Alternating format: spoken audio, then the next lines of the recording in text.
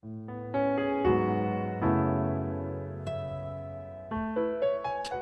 나누실 말씀은 여호수아 5장 10절에서 15절까지 말씀입니다. 저와 여러분이 한 절씩 교대로 읽으시겠습니다.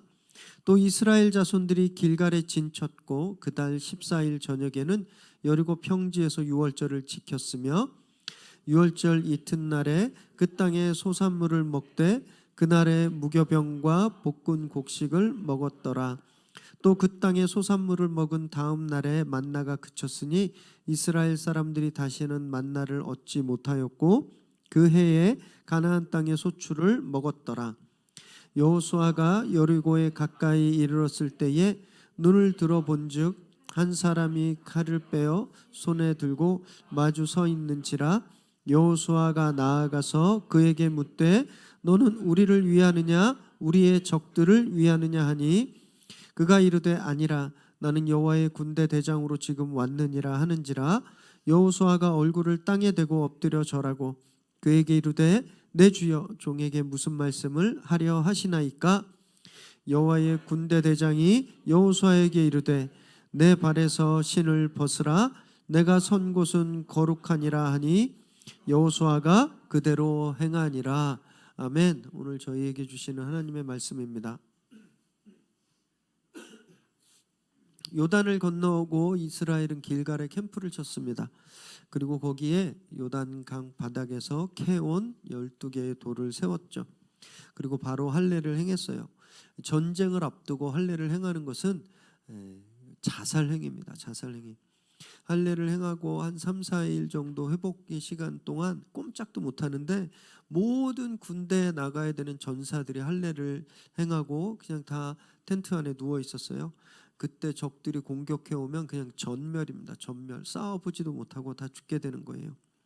그럼에도 불구하고 이스라엘 백성들은 그 죽음의 명령에 순종했습니다. 자신들이 이 거룩의 과정을 지나고 있음을 잘 알았던 거예요. 그렇게 정결의식을 통과하자 그곳 이름이 가나안 땅에서 길갈로 바뀌게 되었습니다. 창피스러움이 떠나간 땅, 수치가 끊어진 땅이라는 그 거룩한 장소가 되었어요. 이 길갈에서 그들이 할례를 행한 후에 오늘 두 번째 특별한 이벤트가 진행되는데 그것이 바로 유월절을 지키는 사건이었습니다. 오늘 본문 10절을 다시 한번 읽겠습니다. 시작. 또 이스라엘 자손들이 길갈에 진쳤고 그들 14일 저녁에는 여리고 평지에서 유월절을 지켰으며. 할례를 행한 지 4일, 열흘째에 요단강을 건넜거든요. 그리고 4일 후에 이제 유월절을 지킨 거예요. 이 유월절은 출애굽 사건이 있게 만든 결정적인 일이었습니다. 애굽에서 노예 생활을 할 때 이제 하나님이 모세를 보내시잖아요. 그래서 바로에게 내 백성들을 보내라. Let my people go. 내 백성들을 보내라. 이렇게 명령하셨는데 바로가 차일피일 미뤘어요. 그렇게 할게. 그러고 안 해주고. 보내줄게. 그러고 안 보내주고. 그래서 하나님께서 이스라엘에게 총 10가지 재앙을 내리셨는데 그 마지막 재앙이 유월절 사건이었습니다. 이 애굽에 거주하는 모든 생명의 첫 번째 생명, 그러니까 첫째 아들, 첫째 딸, 첫째 양, 첫째 강아지 할 거 없이 모든 첫 번째 난 생명들을 그 밤에 다 죽이신 거예요. 출애굽기 12장 29절에서 31절까지 말씀을 함께 읽습니다. 시작. 밤중에 여호와께서 애굽 땅에서 모든 처음 난 것 곧 왕위에 앉은 바로의 장자로부터 옥에 갇힌 사람의 장자까지와 가축의 처음 난 것을 다 치심에 그 밤에 바로와 그 모든 신하와 모든 애굽 사람이 일어나고 애굽에 큰 부르짖음이 있었으니 이는 그 나라에 죽임을 당하지 아니한 집이 하나도 없었음이었더라. 밤에 바로가 모세와 아론을 불러서 이르되 너희와 이스라엘 자손은 일어나 내 백성 가운데에서 떠나 너희 말대로 가서 여호와를 섬기며. 결국 이 사건으로 바로가 이스라엘을 보내게 된 것이죠. 그런데 이 밤에 죽음을 당하지 않은 집들이 있었습니다. 그 집들은 어떤 집이었냐 하면 어린 양의 피가 문설주와 문인방, 좀 되게 어렵죠. 문설주는 문의 양쪽 기둥이고 문 인방은 위를 그 가로지르는 그 뭐라 그러죠? 가로지르는 막대기. 문에 다 이렇게 바른 거예요. 그 어린 양의 피가 발라져 있었던 이스라엘 백성들의 집에선 죽음이 없었다라는 거예요. 하나님의 사자, 이 죽음 저승사자가 이렇게 오다가 그 피가 발라져 있는 집을 넘어갔습니다. 넘어갔어요. 그래서 그것을 기념하기 위해서 그 제정된 절기가 유월절이에요. 이 유월절은 그래서 430년간의 노예 생활을 끊는다라는 것을 기념합니다. 그래서 그 죽음의 사자 넘어갔다, 히브리어로 페사흐라고 하는데 영어로 되게 비슷해요. 패스오버, 페사흐, 패스오버. 이 유월절이 그렇게 해서 제정된 거예요. 자유를 주신 날이죠. 죽음으로부터 구원해 주신 날이에요. 그 유월절을 이제 가나안에 들어가서 지켜지게 된 거죠. 그런데 성경을 보면 이 가나안에 들어가기 전에 한 번 더 유월절을 지켰던 적이 있었는데 민수기 9장 1절에서 2절 말씀을 함께 읽습니다. 시작. 애굽 땅에서 나온 다음에 첫째 달에 여호와께서 시내 광야에서 모세에게 말씀하여 이르시되 이스라엘 자손에게 유월절을 그 정한 기일에 지키게 하라. 출애굽한 지 두 번째 해, 그러니까 2년 되는 때 첫째 달에 시내 광야에서 하나님이 유월절을 지키라고 명령하셨어요. 그런데 그때 지금 가나안에 입성했을 때보다 정확히 38년 전이거든요. 38년 전. 그때부터 지금 사이에 유월절을 지켰다는 기록이 없어요. 출애굽기를 봐도 민수기를 봐도 신명기를 봐도 시내 광야에서 출애굽하고 2년 후에 유월절을 지켰다라는 그 기록 이후에 가나안 땅에서 오늘 길갈에서 여리고 평야에서 유월절을 지켰다라는 그 기록 사이에 성경은 유월절을 지켰다는 기록이 없는 거예요. 38년간, 무려 38년간 이 유월절이 지켜지지 않았다라는 겁니다. 이스라엘의 가장 큰 명절인데, 예를 들면 이런 거예요. 저희가 설날을 38년 동안 안 지킨 거예요. 추석도 안 지킨 것. 이스라엘의 가장 큰 축제날이 38년간 지켜지지 않았다. 그 이유가 무엇인지 아세요? 그 이유가 바로 할례 때문이었습니다. 할례. 출애굽기 12장 48절을 함께 읽습니다. 시작. 너희와 함께 거류하는 타국인이 여호와의 유월절을 지키고자 하거든 그 모든 남자는 할례를 받은 후에야 가까이하여 지킬지니 곧 그는 본토인과 같이 될 것이나 할례를 받지 못한 자는 먹지 못할 것이니라. 할례를 받지 않으면 유월절에 참여할 수 없었어요. 여러분, 가데스바네아 사건을 통해서 하나님이 할례를 금하셨거든요. 그래서 그 이후에 하나님이 길갈에서 할례를 허락하신 그때까지 할례를 받을 수가 없었던 거예요. 그래서 할례를 받지 않았기 때문에 유월절에 참여할 수 있는 자격이 없어진 겁니다. 그래서 지난주 본문에서처럼 길갈에서 하나님이 할례를 다시 허락하시고 그 할례가 허락되자 유월절이 지켜지게 된 거예요. 거룩한 자격을 회복하는 거라 그랬죠. 할례는 거룩한 자격을 회복하자 거룩한 축제가 시작된 거예요. 이제 거룩한 축제에 들어갈 수 있게 된 것입니다. 유월절 사건은요, 유월절 사건은 우리에게 예수 그리스도를 뜻합니다. 유월절 어린 양은 예수 그리스도예요. 그리고 유월절 어린 양의 그 보혈은 예수 그리스도의 십자가 보혈을 뜻하거든요. 이스라엘이 그 어린 양의 피로 그들이 죽음에서 건져졌어요. 이것과 똑같이 우리가 예수 그리스도의 보혈로 사망에서 생명으로 옮겨지게 된 것이죠. 이스라엘이 할례를 통해서 저주받은 과거가 끊어지고 유월절 축제에 참여했다는 것은 우리가 예수 그리스도의 보혈로 우리 삶의 수치스러운 옛사람이 끊어졌다라는 것을 뜻합니다. 우리의 수치가 끊어지고 우리가 이제 예수 그리스도의 그 영광 가운데 참여하게 되었다라는 거예요. 그런데 한 가지 다른 것은 이스라엘은 정해진 때에만 유월절을 지켰습니다. 유월절은 1년에 단 한 번 있는 거였어요. 정해진 때에, 그때 유월절을 지켰습니다. 하지만 우리는요, 특별히 정해진 때가 없어요. 특별히 1월 15일에만 유월절을 지키라는 그런 절기가 정해진 것이 아니에요.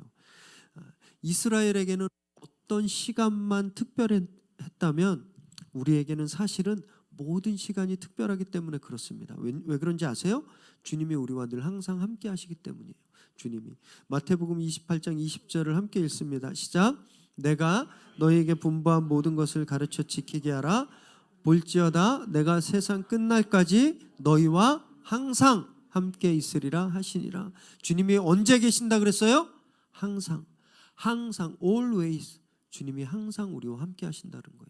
주님이 항상 함께 하시기 때문에 저희는 늘 특별한 순간이라는 겁니다. 1년에 한 번 함께 하시는 그 시간만 특별했던 것이 아니라 하나님의 임재를 경험하는 그것을 기억하는 유월절만 특별한 시간이 아니라 우리에게는요 늘 매 순간순간이 유월절이라는 거예요. 왜냐하면 주님이 함께 하시기 때문에 그 구원의 기억을 우리가 늘 품고 사는 것이기 때문에 우리의 모든 순간이 유월절인 거예요.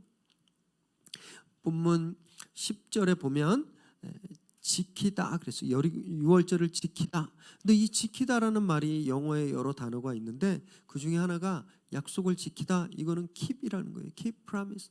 약속을 지킨다. 그런데 이 유월절을 지킨다의 말이 celebration이라는 말로 쓰였습니다. 이것은 뭐냐 하면 기쁨으로 지키는 거예요. 그 사람들이 유월절에서 기쁨을 충분히 느끼는 겁니다. 여러분 애굽에 저희가 방금 전에 좀 전에 읽었던 출애굽기 말씀에 보면요. 유월절이 일어났던 그 밤에 애굽은 어떤 밤이었어요? 통곡의 밤이었습니다. 모든 집에 다 죽음이 있었기 때문에 통곡의 밤이었고 기억하기 싫은 밤이었고 지옥의 밤이었고 슬픔의 날이었는데 이스라엘은 그날을 어떻게 지키는 거예요? 셀러브레이트 하는 거예요. 기쁨으로 기억하는 겁니다. 잔치를 벌였다라는 거예요. 축제 날이었다라는 거예요. 이것이 유월절이거든요. 저희 유월절은 늘 계속된다고 말씀드렸죠. 저희 삶에 예수 그리스도가 함께 계시기 때문에 저희는 늘 유월절인 거예요. 그러면 저희는 어때야 될까요? 축제의 시간이 계속돼야 되는 거예요. 축제의 시간이 계속 기쁨이 계속되어야 된다라는 거예요. 저희가 주일날 모여서 드리는 예배가 바로 그렇다라는 거거든요. 예수님을 셀러브레이트 하는 거예요. 예수님을 그냥 단지 메모라이즈 하는 것이 아니라 예수님을 think about 하는, 그냥 예수님에 대해서 생각만 하는 것이 아니라 celebrate, 기뻐하면서 즐거워하면서 예수님을 축하하고 예수님을 기억한다라는 거예요. 그것이 예배예요. 그래서 예배는요 소란스러워야 되는 겁니다. 막 춤을 춰야 돼요. 저는 세대가 좀 다르기 때문에 한 번도 안 가봤습니다만 가끔 방송에서 보이는 클럽의 모습들이 있어요. 난리가 납니다. 그냥 막 짜짜짜짜짜 막 이런 음악이 막 나오면 그냥 막 미친 사람들처럼 몸을 흔들고 기뻐하면서 춤을 추는 그런 모습. 여러분 그런 가짜 음악에 영혼이 없는 음악에 그냥 귀만 자극하고 그냥 우리의 신경만 자극하는 그런 장소에서 드리는 어떤 그런 모임에도요 사람들이 신나게 춤추고 옷이 땀이 젖을 정도로 그렇게 몸부림을 치면서 셀러브레이트 하는데 여러분 우리 주일 예배는 예수님을 셀러브레이트 하거든요. 예수님이 함께 계시는 거예요. 그러면 적어도 그 사람들보다는 더 신나야 하지 않을까요? 내가 죽을 수밖에 없었는데 내가 죽었었는데 내가 예수님 때문에 다시 살아난 거예요. 여러분 그 기쁨을 셀러브레이트 하는데 이렇게 편안한 의자에 그냥 가만히 앉아 계실 수 있겠습니까? 적어도 클럽보다는 더 기뻐하셔야 되는 거잖아요. 그래서 막 예배 때 막 소리치셔야 되는 거잖아요. 찬양할 때 막 손 들고 몸을 흔들면서 옆에서 남편이 툭 쳐도 그냥 모른 척하고 막 남자지만 막 감격의 눈물이 막 나도 아내 눈치 보지 말고 막 울면서 그렇게 예배 드려야 되지 않을까요? 제가 질문하면 큰 소리로 막 대답하시고 아멘도 크게 하시고 막 감격이 막 벅차시면요 소리 지르셔도 돼요. 왜냐하면 이 자리는 그런 자리이기 때문에 그래요. celebration. 예수 그리스도를 축하하는 자리이기 때문에 여러분 이 세상의 그 어떤 장소보다도 더 기쁨과 감격이 넘치는 자리이기 때문에 그럼 표현하셔야죠. 다 아시겠지만 제가 어제 큰아이를 이제 출국시켰거든요. 아직 샌프란시스코에서 대기하고 있대요. 11시간을 대기해야 되는데 얘가 내년 5월에 이제 다시 들어와요. 방학 때. 그 아이를 제가 공항에서 만난다고 생각해 보세요. 제가 얌전히 왔는가? 이제 가시게 이러지 않잖아요. 저 얼마나 기쁘겠어요. 그 아이를 만나는 게 얼마나 기쁘겠습니까? 막 입은 막 이렇게 웃음이 막 치면서 막 저기서부터 보일 때 막 손을 벌리고 막 가서 끌어안고 막 그렇게 기쁨과 감격을 표현하지 않겠습니까? 여러분 그 감격이 우리 예배 가운데 있어야 된다는 거예요. 나를 살려주신 주님, 죽을 수밖에 없었는데 나를 살게 하신 그 예수님을 축하하는 자리가 얼마나 기쁘겠어요. 여러분 예배 때만 그런가요? 주님이 이 교회에만 계세요? 그러지 않아요. 주님이 우리와 항상 always, every place, 모든 장소에 모든 순간 함께 계시는 거거든요. 그러면 제가 집에 가면 그곳에도 예수님이 계시는 거예요. 여러분 그러면 그 자리도 축제의 자리가 되어야 되잖아요. 그죠? 집에 가도 막 기뻐해야 되는 거예요. 예수님이 함께 계시니까, 우리 집에 예수님이 계시니까 막 기쁘고 감격하고 노래가 막 절로 나오고 어깨춤도 막 나와야 되는 거예요. 목사님 현실은 그러지 않아요. 남편이 또 그렇게 속색이고, 제가 자꾸 남편만 이렇게 말씀드려서 너무 죄송한데 저희 교회 남편 성도님들은 다 훌륭하세요. 근데 대체적으로 보면 속색이는 분들이 남편이시기 때문에 제가 이렇게 말씀드린 거거든요. 네. 역차별하는 거 아닙니다.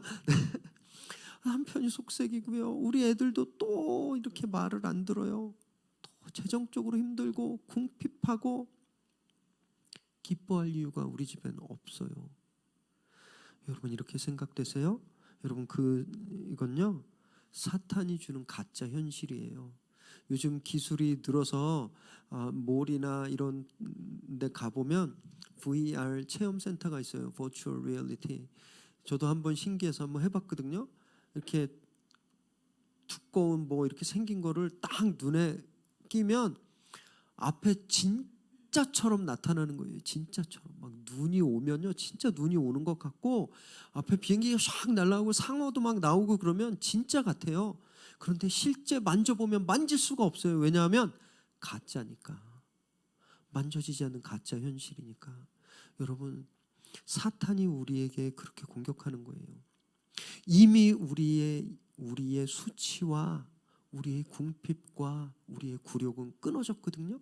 예수 그리스도의 보혈이 우리 안에 있음으로 말미암아 우리 삶의 저주는 끊어졌는데 마치 그 VR 그 버추얼 리얼리티 머신을 끼고 있는 것처럼 마치 지금도 수치가 있는 것 같고 마치 지금도 굴욕이 저주가 있는 것처럼 우리에게 사탄이 그렇게 보이스피싱하고 있는 거예요.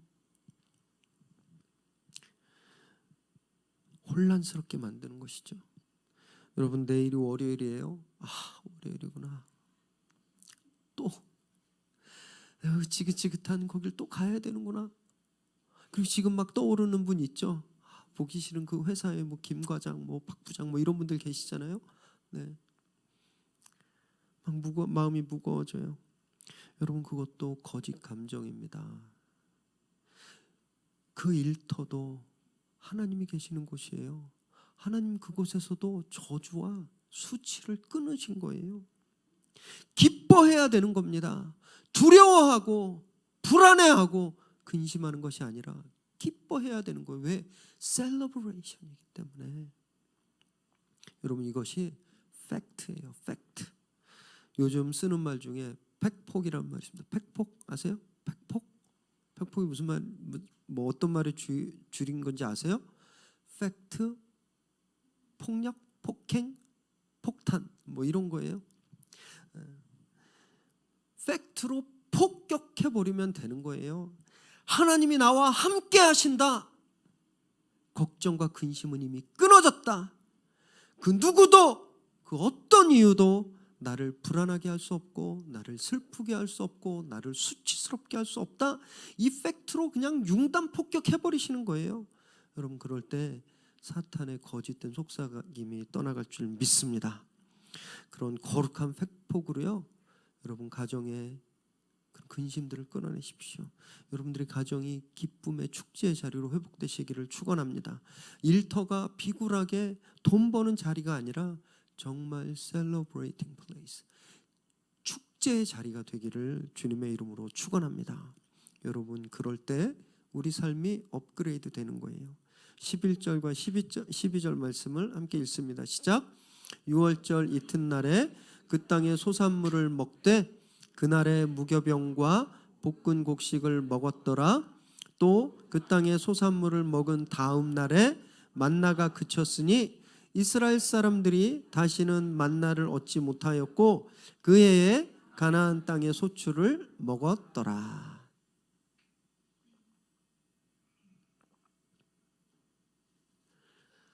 유월절을 지키고 나서 이제 가나안에서 난 음식을 먹었습니다. 가나안에서 난 풀, 가나안에서 난 나물 이런 것들을 먹었어요. 그랬더니 그 다음 날 무엇이 그쳤어요? 만나가 그쳤어요. 여러분 만나는 광야 시절 내내 하나님이 하늘에서 내려주신 음식이었습니다. 민수기 11장 7절에서 9절 시작. 만나는 가시와 같고 모양은 진주와 같은 것이라 백성이 두루다니며 그것을 거두어 맷돌에 갈기도 하며 절구에 찢기도 하고 가마에 삶기도 하여 과자를 만들었으니 그 맛이 기름 섞은 과자 맛 같았더라. 밤에 이슬이 진영이 내릴 때에 만나도 함께 내렸더라. 이 만나가 어떤 건지에 대한 설명이에요. 만나가 어떻게 생겼고 또 만나를 어떻게 요리하고 또 만나가 언제 내리는지 보여주는 말씀이거든요. 출애굽한 지 2달째에 식량이 똑 떨어졌어요.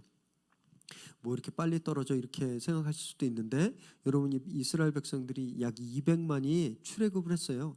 200만이 2달 동안 먹을 수 있는 음식의 양은 어마어마합니다. 어마어마. 2달 먹은 것도 되게 많이 먹은 거예요. 이 음식이 딱 떨어지니까 백성들이 배가 고프겠죠. 그랬더니 불평하기 시작했어요. 뭐라고 불평했냐면 모세, 우리 그냥 애굽에 냅뒀으면 우리 주인집 부뚜막에서 떡은 실컷 먹었을 텐데 주인이 주는 고기는 실컷 먹었을 텐데 네가 우리를 지금 사막으로 데리고 와서 여기서 굶겨 죽이는구나. 죽여라! 이렇게 아우성을 쳤습니다. 그래서 하나님이 그때 이스라엘 백성들에게 만나를 내려주셨어요. 이슬과 함께 만나를 내려주셨어요. 새벽에 딱 마당에 나가보니까 이 조그만 씨 같고 진주 같으니까 반짝반짝거린 것들이 땅에 다 떨어져 있는 거예요. 사람들이 뭐라 그랬을까요? 만나다 이랬을까요? 사람들이 이게 뭐지? 그런 거예요. 이게 어떻게 먹는 거지? 이게 뭐에 쓰는 거지? 그래서 그 이름이 만나가 되었어요. 만나라는 단어의 뜻은요, 이게 뭐지? 라는 뜻이에요. 이게 뭐지? 하늘에서 40년간 이게 뭐지?를 계속 내려주신 거예요. 만나를 40년간 계속 내려주셨어요. 이 사람들은 만나를 얻기 위해서 농사도 짓지 않았고 만나를 얻기 위해서 하루 8시간 일도 하지 않았습니다. 그냥 거두기만 했어요. 그런데 그 만나가 6월절 후에 끊긴 거예요. 더 안 좋게 됐구나 이렇게 생각하실 수 있는데 정반대입니다. 여러분 아이들은요 성인이 될 때까지 부모님이 주는 음식을 먹어요. 그래서 요즘 좀 큰일 난 거예요. 성인이 됐는데도 부모님이 해주는 밥을 먹는 거 이게 제대로 된 게 아닙니다. 어렸을 때 아무것도 못할 때만 먹는 거예요. 그래서 아이들은 세상이 만만한 줄 알아요. 할아버지가 손자 손녀들을 모아놓고 야 옛날에 일제시대는 뭐 이러면서 옛날에 6.25 때는 전쟁통에 먹을 게 없어서 산에서 나무 껍질을 캐다가 뭐 이렇게 먹었다 막 이렇게 얘기했더니 한 녀석이 라면 사 먹으면 되죠? 이렇게 얘기하는 거예요. 이렇게 철딱서니가 없는 것들이 어린애들이에요. 주는 것만 받아 먹으면 철이 없어요. 세상이 다 만만한 줄 알고 그냥 자동적으로 그렇게 되는 줄 알거든요. 자기 손으로 자기 생활을 책임지지 않는 삶은 이런 어린아이 같은 삶이에요. 광야에서 이스라엘이 계속 주는 것만 먹었다는 건, 광야에서 계속 이게 뭐지만 계속 먹었다는 건 이스라엘이 어린아이 같았다라는 겁니다. 성숙하지 못한 유아기적인 그런 단계였다라는 거예요. 그런데 이제 약속의 땅 가나안에서 그 땅의 소산을 먹게 된 지금, 만나가 끊기고 자기들이 개간하고 자기들이 노력하고 자기들이 수고하고 섬겨서 그 소출을 먹게 된 지금, 이들은 성숙해진 겁니다. 이들은 이제 더 이상 어린아이가 아니라는 거예요. 자기 생활을 책임질 수 있는 그런 성숙한 인격체로 이들이 성장했다는 걸 보여주는 거예요. 이스라엘 백성들이 그 다음날 딱 일어나서 40년간 그렇게 습관이 됐으니까 바구니를 들고 만나를 가지려고 마당에 딱 나갔는데 땅에 아무것도 없는 거예요. 불안했을 거예요. 그죠? 황당하고 이게 뭐지? 진짜 이게 뭐지? 이게 무슨 일이 일어난 거지? 왜 아무것도 없지? 그런데 이 백성들이 단 한 명도 불평을 하지 않고 혼란스러워하지 않습니다.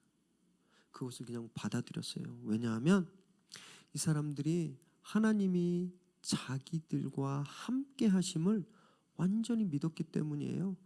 요단강을 건너는 사건을 통해서 그것을 확인했고요. 할례를 참여하면서 거룩함에 동참함으로써 자기들의 삶을 하나님께 드렸고, 그리고 유월절 축제를 통해서 그 믿음이 자란 거예요. 그 믿음이 자란 거예요. 업그레이드 된 겁니다. 성숙하게 된 거죠. 그리고 하나님이 더 나아가서 여호수아에게 하나님이 그들과 함께하고 있다는 것을 직접 보여주시는데 13절과 14절 말씀을 함께 읽습니다. 시작. 여호수아가 여리고에 가까이 이르렀을 때에 눈을 들어 본즉 한 사람이 칼을 빼어 손에 들고 마주 서 있는지라. 여호수아가 나아가서 그에게 묻되 너는 우리를 위하느냐 우리의 적들을 위하느냐 하니 그가 이르되 아니라 나는 여호와의 군대 대장으로 지금 왔느니라 하는지라. 여호수아가 얼굴을 땅에 대고 엎드려 절하고 그에게 이르되 내 주여 종에게 무슨 말씀을 하려 하시나이까. 여리고에 이르러서 여호수아가 눈을 들어보니까 앞에 어떤 사람이 칼을 딱 들고 서 있는 거예요. 그래서 경계심이 딱 일어났습니다. 우리 편이에요? 아니면 저쪽 편이에요? 그랬더니 아니다, 나는 여호와 군대 사령관이다라는 거예요. 여러분, 하나님의 군대 사령관이란 이스라엘의 최고 군 통수권자라는 뜻인데 사실은 여호수아가 최고 리더십이었거든요. 여호수아가 사령관인데 그런 여호수아 앞에서 내가 진짜 사령관이다 이렇게 말하실 수 있는 분이 누구실까요? 하나님 한 분밖에 안 계신 거예요. 게다가 하나님임을 드러내는 또 한 가지 증거가 있는데 15절 말씀을 읽습니다. 시작.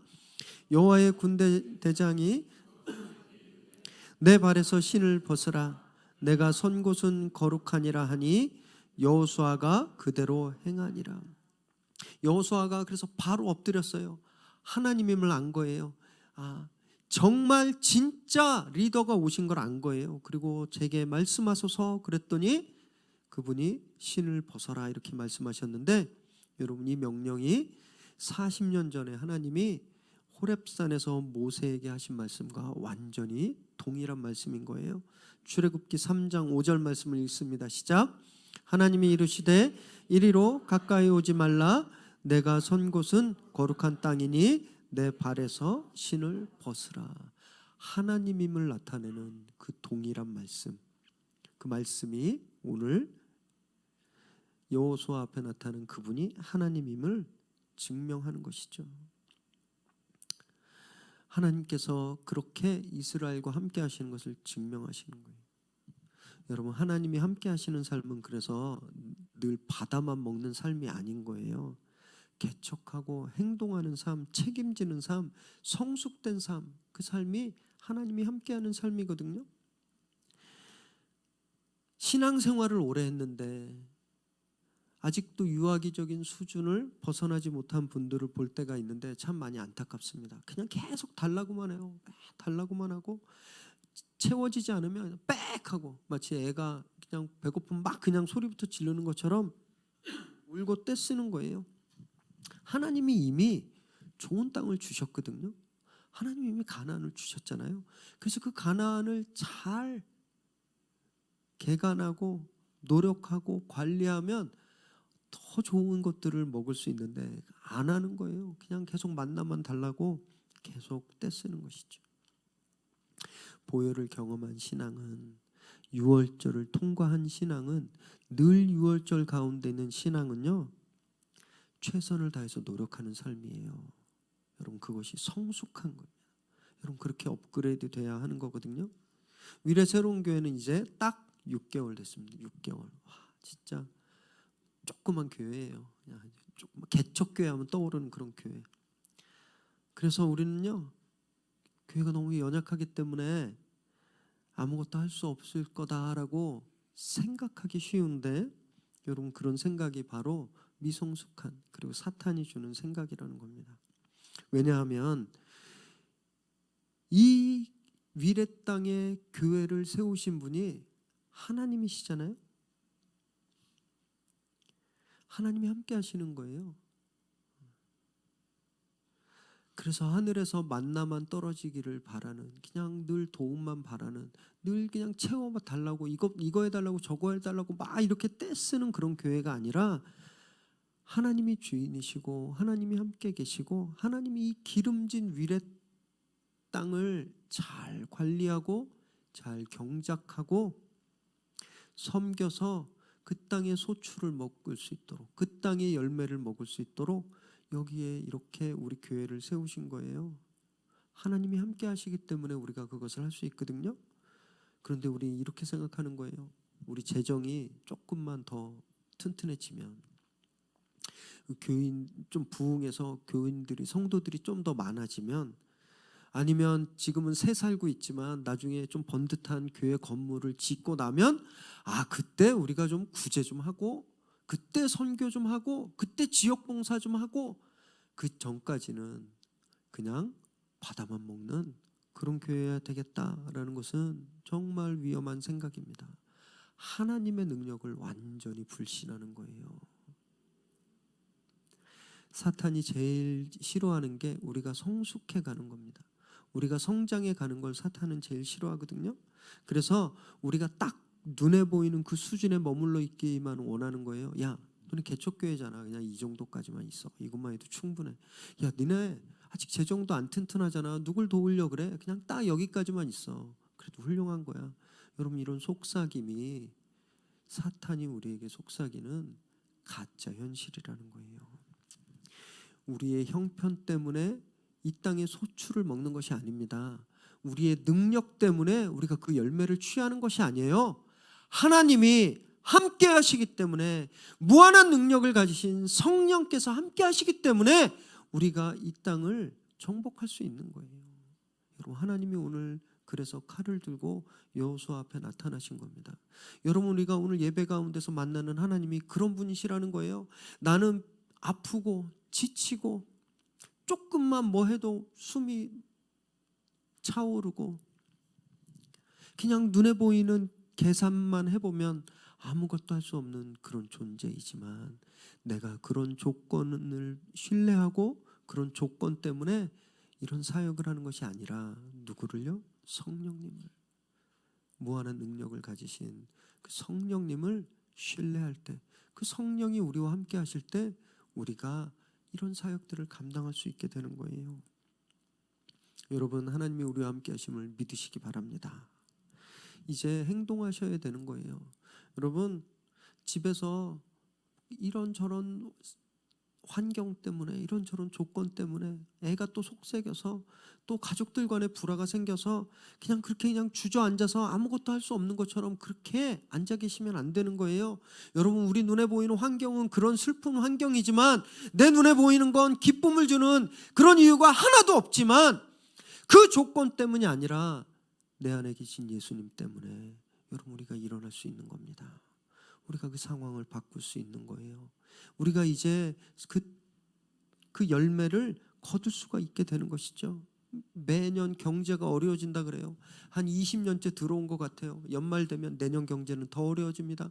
연초 되면 올 하반기는 더 어려워집니다. 20년간 계속 그 기사만 보면요, 벌써 우리는 풀만 먹고 있어야 되는데 늘 그래요. 그리고 진짜 같아요. 하루에도 수십 개 수백 개 기업들이 사업들이 문 닫고 워크아웃 되고 날아가고,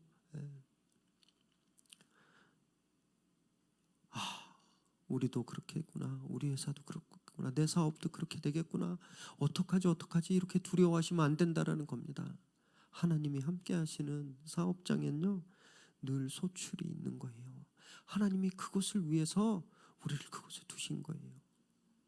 눈에 보이는 것을 의지하지 마십시오. 귀로 들리는 소리에 마음을 빼앗기지 마세요.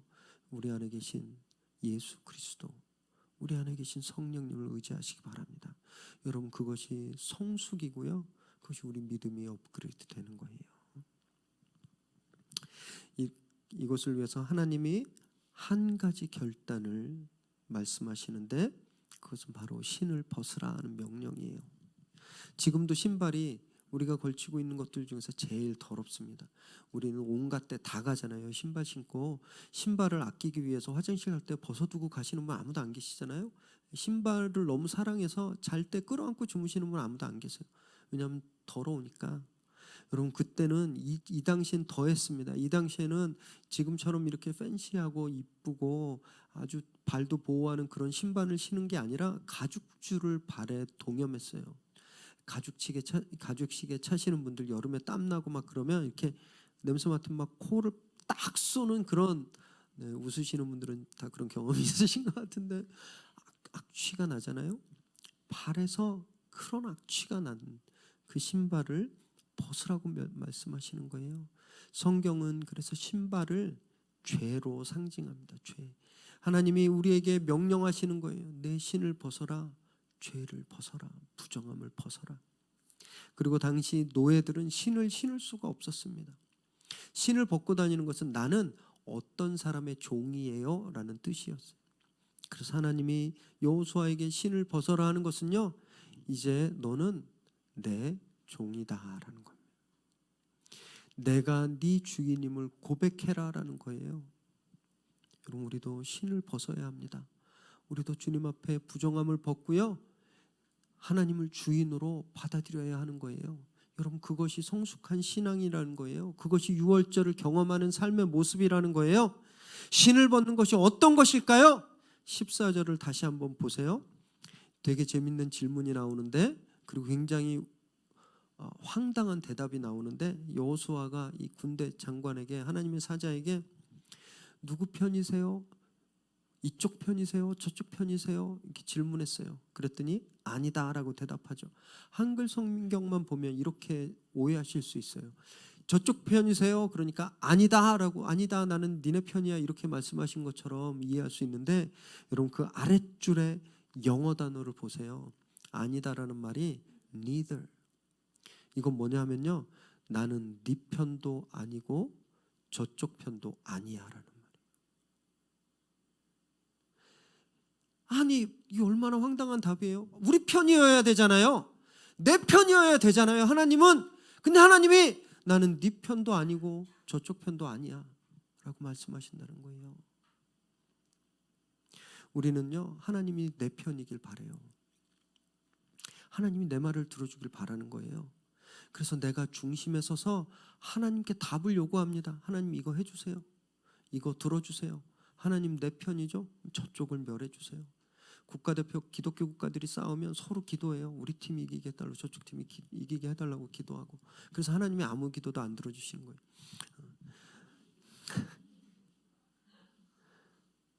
내 중심, 내가 하나님을 내 편으로 만들려고 하는 그것을 벗는 것, 여러분, 그것이 신을 벗는 거예요. 나를 포기하고 내가 하나님 편이 되는 것, 내가 하나님 편이 되는 것, 그것이 신을 벗는 삶이라는 거예요. 공동체 생활하다 보면 이런 경우를 굉장히 자주 경험합니다. 어떤 이슈가 있을 때 서로 편이 갈려요. 내 편, 네 편이 갈려요. 그리고 서로 하나님이 자기 편이라고 이야기합니다. 그냥 지금도 무수히 많이 일어나요. 하나님이 우리 편에 계시다. 그래서 저쪽 편은 잘못됐다. 저쪽에서는 아니다. 하나님이 우리 편에 있다. 니네가 잘못했다. 이렇게 이야기하는 거예요. 그런데 성경에 따르면 하나님은 neither. 나는 네 편도 아니고 네 편도 아니야.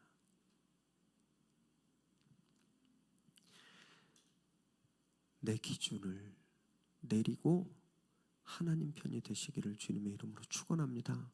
여러분, 이 결단이 유월절 어린 양의 피로 거듭난 성숙한 신앙의 반응이라는 거예요. 기준이 완전히 바뀌어버린다는 거예요. 혹시 아직 내가 내 신을 신고 있다면, 아직 내가 교만이라는 신을 신고 있다면, 욕심, 쾌락, 시기심, 허영, 자기만족의 신을 신고 있다면 오늘 하나님 앞에서 신을 벗어버리기를 바랍니다. 내 욕심을 채우기 위해서, 내 만족을 위해서 하나님께 자꾸만 하나님 내 편이죠? 하나님 내 편이죠? 이런 어리석은 투정을 부리는 신앙이 아니라 하나님 앞에서 완전히 무릎 꿇고 내 신발을 벗어버리는, 그래서 이제 내가 하나님 것입니다 라는 것을 결단하고 고백하시는 그런 저와 여러분 되시길 주님의 이름으로 축원합니다. 우리의 삶이 다 하나님께 맞추어 주어야 하는 거예요. 그것이 거룩한 영적인 성장인 것이죠. 이것이 오늘 말씀을 통해서 우리에게 주시는 유월절의 의미라는 겁니다. 그런 결단이 매 순간순간 일어나야 되는 거예요. 교회에서 예배 가운데 있어야 되는 거고요. 우리 집에서 있어야 되는 겁니다. 우리 일터에서 내 기준이 계속 무너져야 되는 거예요. 그 신발이 계속 벗겨져야 하는 겁니다. 그리고 그곳에서 하나님의 기준, 하나님의 판단, 하나님의 뜻이 이루어지게 하는 것, 그것이 저희들의 삶이 되어야 하는 것이죠. 이런 결단들이 날마다 함께하게 되기를 주님의 이름으로 축원합니다. 기도하겠습니다.